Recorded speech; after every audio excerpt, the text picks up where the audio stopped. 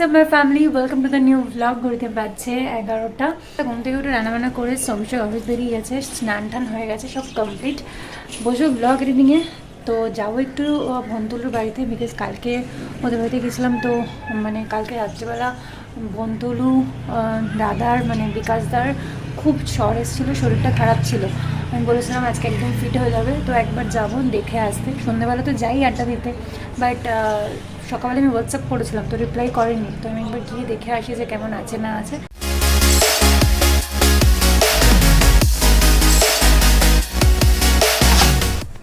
এখনো blog editing মাঝপথে, প্রায় অর্ধেক।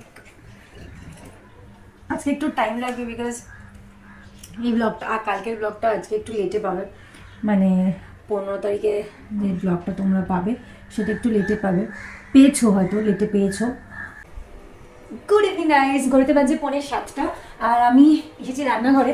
রান্নাঘর থেকেই সন্ধ্যে থেকে ব্লগ শুরু হচ্ছে। মা দিদামারা গেছে তুলিকার ছেলেকে একটু মানে ঘন্টুলুকে একটু দেখতে গেছে।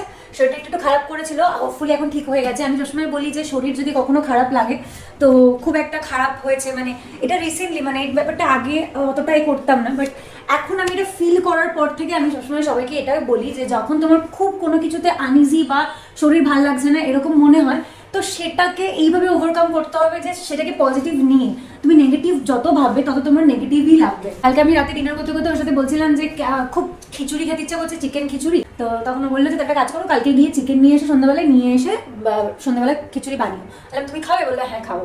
তো সে কারণে আমি একটু বেরোবো বলতে যাবো গ্রসারির জিনিসগুলো অর্ডার করতে। সেটা মোটামুটি 7:30টার আগে খোলে না, তো আগে আগে গিয়েও কোনো লাভ নেই। আমি ভাবলাম যে চিকেন খিচুড়ির জন্য যে যে সরঞ্জামগুলো লাগবে, পেঁয়াজ, আদা, রসুন, এগুলোকে একটুখানি মানে রেডি করে রেখে দিয়ে যায়, তাহলে আরো তাড়াতাড়ি হয়ে যাবে। ওটা চিকেন খিচুড়ি বানাতে যেগুলো লাগবে, পেঁয়াজ, রসুন, আদা, এগুলোকে পেঁয়াজটা কেটে রেখে দিয়ে যাবো, আদা রসুনটা পেস্ট করে রেখে দিয়ে যাবো। রসুনটাকে আমি অনেকক্ষণই 2-3 মিনিট হলো ভিজিয়ে রেখে দিয়েছি। রসুন যদি তোমরা ভিজিয়ে রাখে তারপরে রসুনটা ছাড়াও না, তাহলে খুব ইজি হয়। ওই কোনো কিছু ছুরি বা বটির দরকার লাগে না, ইজিলি হাতে রাব করলেই একদম বেরিয়ে যায়। আর এই জিনিসটা আমাকে শিখিয়েছে বন্ধুলুর বাবা মানে বিকাশ দা। দেখো রসুনগুলো ভিজিয়ে রেখেছে, তো আর কোনো এই ছুরি মুটির দরকারই লাগবে না, জাস্ট পো অ্যান্ড রাব বলে না, সেরকম একটু রাব করলেই হয়ে যাবে।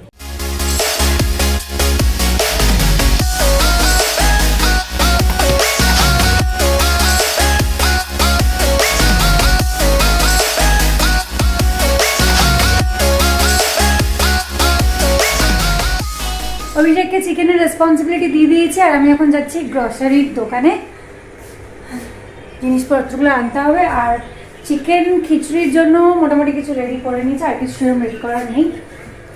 তো আমি চলে গেলাম, মা যা আসলাম। জানি না সবটা খুলেছে কিনা, 7:30টার আগে খোলে না, আর আমি ফোন করেই যাই বেসিক্যালি। আর দেখা যাক। বাইরে বেশ ভালোই ঠান্ডা রয়েছে। আমি তো ভাবছিলাম যে জ্যাকেটটা পরবো না, নিয়ে আসবো, বাট বেশ ভালো ঠান্ডা আছে। অভিষেকের জ্যাকেট পরে চলে এসেছি। আর ফুচকার দোকানে দেখো কি ভিড়। এখন আর দিনেশ বসছে না, দিনেশের ছেলে বসছে, দিনেশ আঙ্কেলের ছেলে বসছে, তাই কারণে খেতেও ইচ্ছা করছে না, আর খাবো না।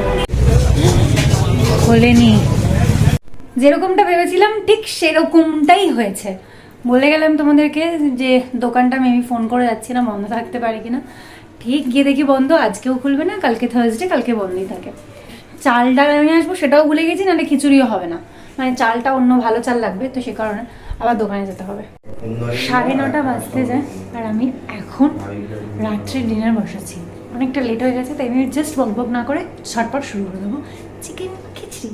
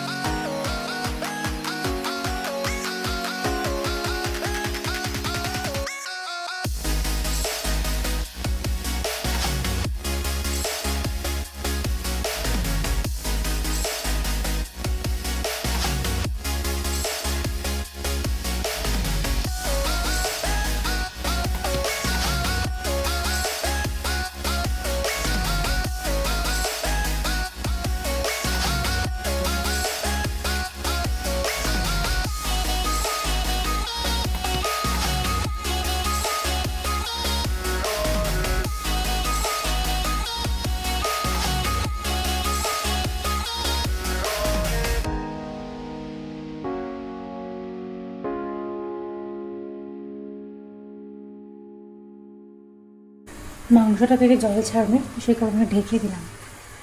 চিনি অ্যাড করতে ভুলে গেছিলাম, তাই 1 চামচ চিনি দিয়ে দিলাম।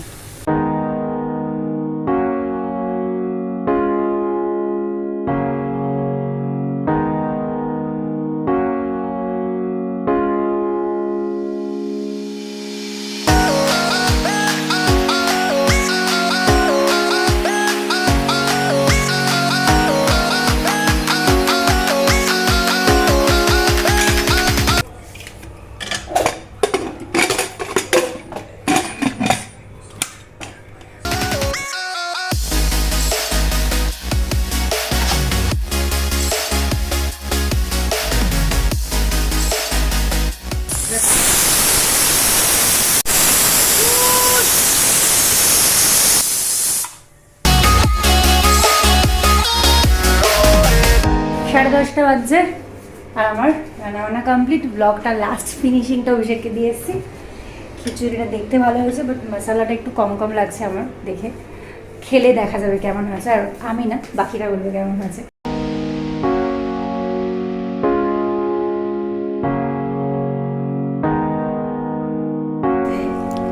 দিদামা টেস্ট করো, টেস্ট করো। ভালো হয়েছে।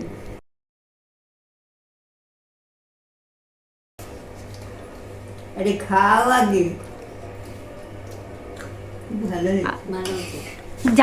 এমন অবস্থায় কেউ ব্রাশ করে আবার খেতে হচ্ছে, কারণ মুখের পুরো কেকও বিষ, ওটা পেস্টটাও কেকো।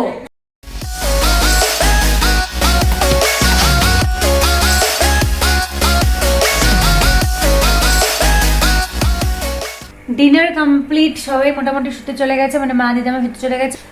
অভিষেক বসে বসে টিভি দেখছে, টেকনোলজিক্যাল ব্লগিং। আর আমি এখানে বসে বসে এডিটিং করছি। ওকে একটুখানি দিয়েছিলাম যে তুমি একটু হেল্প করো তুমি রান্না করতে করতে। বাবা, ও খুঁজতে খুঁজতেই হয়ে গেছি। আমি গিয়ে বলছি খেতে চলো, আর করতে হবে না। নিজের বেলা কাজ আর তার সাথে সাথে খেতে ডাকলে মোটামুটি মোটামুটি মোটামুটি বলো না, দিলে 2 মিনিটের মধ্যে খেতে ডাকলে, তাহলে কি করে হবে? খেতে ডাকলাম, মানুষ তো কিছু তো মা ও দেখি আমি গিয়ে ডাকছি, দেখি আমি চুপ করে বসে আছে। এবং কেসটা কি হলো বুঝলাম না, ব্যস্ত হয়ে গেছে। বলেছি বন্ধ করো ওটা, আমি ব্লগিং করবো, তাই জন্য করবো। দেখি বলো, খাবারটা ঠিকঠাক ছিল তো? মোটামুটি প্রথমেই এরকম দেখিয়ে দিয়েছে। চলো ব্লগটা ছেড়ে দিই, আর আজকের মতো ব্লগটা এখানে এন্ড করছি। আবার দেখা হচ্ছে একটা নতুন ব্লগ নিয়ে। সবাই খুব ভালো থেকো, সুস্থ থেকো, সবাইকে খুব ভালো রেখো। আর আমার এই ভিডিওটা ভালো লাগলে কি করতে হবে অবশ্যই জানো, তাই আমি বলে দিচ্ছি, লাইক করতে হবে, শেয়ার করতে হবে, সাবস্ক্রাইব করতে একদম ভুলবে না। Bye, take care, good night.